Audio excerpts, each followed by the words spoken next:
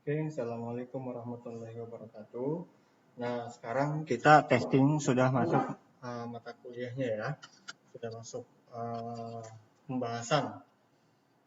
Nah, sekarang di sini ada konsep dasar testing di pertemuan satu. Oke, kita lihat. Nah, di sini di overview ini ada definisi testing, kemudian tujuan testing, cara kerjanya seperti apa, definisi kualitas, dan faktor kualitas. Oke, nah ini definisi testing ya, dan dari Hazel, Mayer atau standar IEEE ya. Nah, ini tinggal dibaca saja, boleh dicari di googling apa sih gitu ya, dari bahasa Hazel itu maksudnya apa sih gitu. Nah, lanjut kepada tujuan testing. Nah, apa sih tujuannya gitu ya?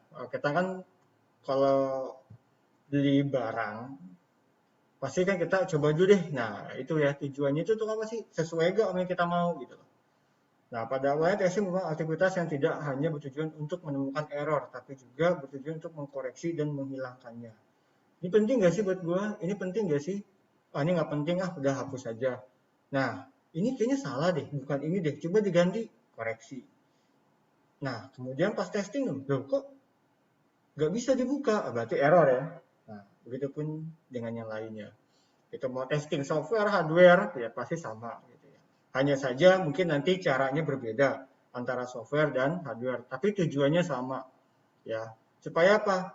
Kompatibel gitu loh. Ke kita cocok nggak lah kita. Gitu. Cara kerja testing muncul secara simultan bersamaan dengan pengalaman. Ya, pertama menulis program. Nah, di sini maksudnya apa sih? Maksudnya itu kita membuat sebuah produk gitu ya. Kita membuat sebuah produk. Nah, testing dari pengalaman. Nah, kita pernah menemukan error. Nah, kita langsung berpatokan kepada, oh, kalau begini kita error gitu loh. Coba lagi, jangan begitu, kita begini lagi. Jadi, apa namanya, caranya gitu loh. Cara supaya kita ini menemukan atau bisa mengkoreksi dari testing yang kita lakukan. Gitu.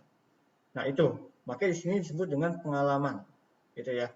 Kemarin pas begini error sih. Oh, ternyata gini-gini. Oh, pakainya pakai ini. Nah, gitu jadinya. Nah, ini urutan testing. Ada verifikasi, yaitu pengecekan dari software dengan melakukan evaluasi hasil terhadap kebutuhan yang telah ditetapkan. Nah, kemudian menemukan error. Hasil verifikasi ditemukan kesalahan yang kemudian dapat dilakukan suatu perbaikan atau pembenahan. Validasi melihat kebenaran sistem sesuai dengan kebutuhan pengguna.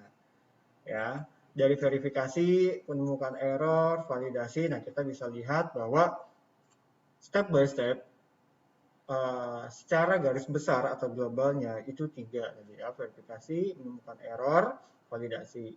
Nah, biasanya kalau orang yang suka menilai, yaitu yang suka menilai, dia pasti ingin sekali menemukan sebuah kesalahan gitu. Misalnya auditor, dan yang lain lah gitu ya, yang senang akan kesalahan gitu. Nah, kalau saya nggak senang akan kesalahan, saya senang dengan keindahan. Nah, melakukan cek ini jenis-jenis ya, jenis-jenis pandangan praktisi tentang testing. Ya, di sini tinggal baca aja. Di sini ada spesifikasi, ada bug, penerimaan dari pengguna, harus siap, kepercayaan terhadap kinerja, kemudian program bekerja sesuai gak gitu, bener gak gitu ya, jangan sampai dibukanya di menunya apa tapi kerjanya berbeda gitu ya. Error enggak gitu kan, pas dilihat tiba error, nah itu harus kembali lagi ya, biasanya sih vendor ya, kalau misalnya perusahaan biasanya dia selalu berhubungan baik dengan vendor kalau misalnya bikin sistem, software, hardware atau apapun. Nah, terus keterbatasan sistem, nah itu harus pasti gitu ya, harus jujur gitu ya, bahwa sistem ini mempunyai batasan. Gitu. Mempelajari apa yang tidak dilakukan, melakukan evaluasi, pasti verifikasi, dokumen, sebelum sistem harus ada dokumen dulu. Jangan adanya sistem baru ada dokumen, enggak. Dokumen dulu baru sistem. Memastikan bahwa pekerjaan telah diselesaikan. Siap. Dengan apa? Dengan laporan. Nah, ini definisi kualitas. Ya, bisa dilihat. Nah, kemudian apa sih hubungannya tadi yang testing dengan kualitas? Nah, hubungannya adalah kalau misalnya kita aplikasi atau produk yang kita buat kemudian di-sharing sama orang lain, terjadinya error, kualitas nggak? Enggak. Sekitar, ya. Dana yang ditentukan itu mengacu pada kualitas. Jika error, dananya berapa? Yang dikasih 1 juta, ada error jadinya berapa juta? Ya itu tergantung ya. Kalau misalnya udahlah errornya kecil, cuma segini nggak dipakai, ya itu tergantung lagi kepada pengguna sama develop pembuat gitu ya, atau pihak satu atau pihak ketiga. Nah, kemudian maintenance ya. Nah, ini ya, maintenance itu juga termasuk dari hubungan testing dan kualitas. Apa? Karena apa? Karena dari testing kita melakukan kesalahan, maka itu harus melakukan maintenance supaya apa kesalahan itu tidak ada sehingga aplikasi itu dapat berjalan lebih baik gitu ya. Nah, di sini ada pengertian dari objektif ya, secara objektif adalah suatu proses pembuktian yang terstruktur, terencana dan tercatat dokumentasi dengan baik gitu ya. Nah, itu kan objektif. Oke, ini juga. Nah, di sini ada quality assurance ya, bukan asuransi ya, tapi bagaimana aplikasi ini memiliki kualitas yang tepat guna gitu ya. Nah, tepat guna yang dibutuhkan, benar-benar dibutuhkan oleh perusahaan. Nah, di sini ada 3 tahap ya. Pertama ada testing, melihat secara objektif tadi ya. Nah, salahnya apa sih? Ya hanya salah-salah aja. Terus ada QC, ya, quality control, ya udah pasti udah banyak yang tahu ya tentang quality control. Kemudian QI, yaitu mengukur kualitas proses. Nah, ini juga masuk, saya lewatkan saja. Nah, pentingnya kualitas software, ya tujuannya adalah menganalisa, mengevaluasi, dan mengembangkan yang berkesinambungan. Untuk mencapai pengembangan yang efektif, efisien, terstruktur, terkendali, dan dapat diulang, maka kita harus tahu dulu faktor kualitas. Nah, faktor kualitas secara umum yaitu ada 3, ada kualitas luar, dalam, dan adaptabilitas. Kita akan bahas satu-satu. Apa sih fungsional? Fungsional itu adalah bagaimana sih kualitas itu bisa ditemukan dari apa? Dari correctness, kebenaran, reliabilitas, kemudian usability, dan integrity, gitu ya. Reliabilitas apa sih? Tepat, ya. Correctness apa sih? Kebenarannya. Usability apa sih? Penggunaannya. Benar gak nih yang digunakan? Ini sesuai dengan apa yang kita mau gitu. Dan integritas adalah hubungan, ya, integrasi dari sistem yang kita buat. Gitu. Benar gak ada integrasinya, benar gak ada hubungannya gitu, dengan tujuan kita membuat sistem gitu. Yang jelas membuat sistem itu untuk memudahkan atau untuk mempersingkat gitu ya, kerja gitu. Ada namanya rekayasa kualitas terdalam, rekayasa atau kualitas dalam. Di sini ada efisien, ada testability, ya efisien dan banyak yang tahu. Kemudian testability, testingnya juga lebih bagus. Kemudian terstruktur, struktur, kemudian berdokumentasi. Ya, dokumentasi, ingat ini yang paling penting. Gitu ya. Nah, kemudian fleksibilitas, ya. Untuk adaptabilitas ada fleksibilitas.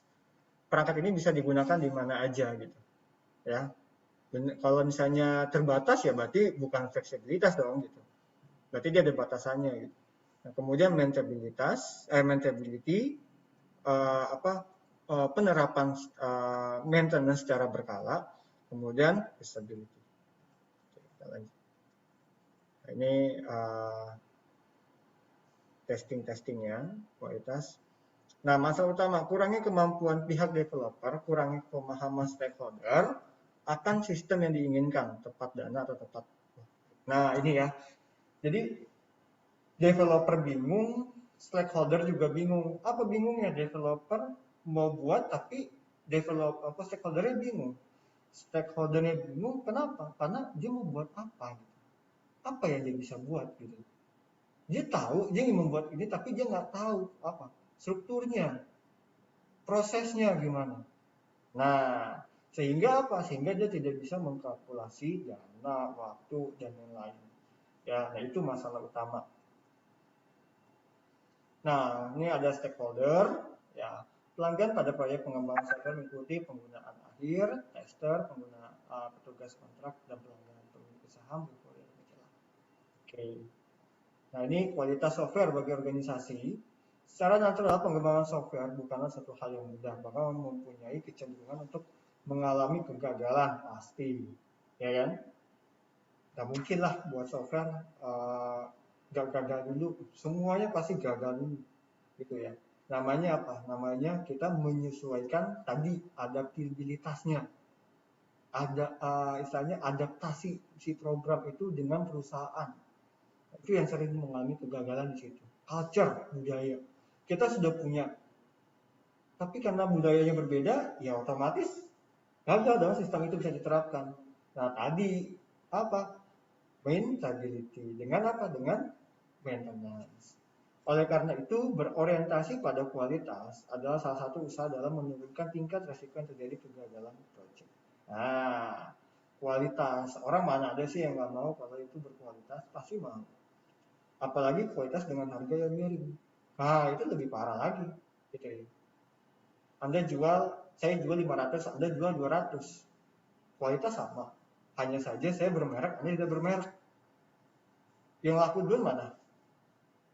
Itu beda sudut pandang. Kalau sudut pandang, ada juga orang sudut pandang melihat dari kualitas merek. Merek saya terkenal, gitu kan? Anda belum terkenal, maka yang laku saya. Walaupun Anda lebih murah dan kualitasnya sama. Karena apa? Karena banyak orang juga yang cenderung kepada soal harga dan merek untuk menentukan kualitas. Nah, Anda sebagai orang IT itu nggak boleh seperti itu. Gitu. Yang Anda ingat adalah apa? Kualitas. Kualitas apa? Softwarenya, hardwarenya. Itu yang Anda tingkatkan, bukan dari merek. Merek mau apa aja. Tapi kalau Anda perawatannya rusak atau apa, pasti jaminannya sama. Rusak atau jangka waktu penggunaannya pun sama. Makanya orang IT lebih keras kepada kepada tingkat resiko, gitu ya, tingkat resiko bukan mereknya ataupun harga. Ini ada case-nya, ada case-nya. Nah, kesimpulannya adalah biaya dan jadwal dengan akar penyebab masalah itu kemampuan realisasi software kemampuan tidak cukup dan sangat kurang, bahkan tidak mampu untuk memberikan spesifikasi kebutuhan dari sistem. Ya, kembali lagi. Pokoknya software itu tergantung kebutuhan. Kita butuhnya apa? Buat software. Jangan kita nggak butuh tapi dibuat software. Gitu. Ya. Antara dua, dipakai dengan jangka yang lama atau jadi sampah. Oke, terima kasih. Mungkin cukup itu yang bisa saya sampaikan. Bila ada pertanyaan, silakan bisa berdiskusi di grup WA. Oke, assalamualaikum warahmatullahi wabarakatuh.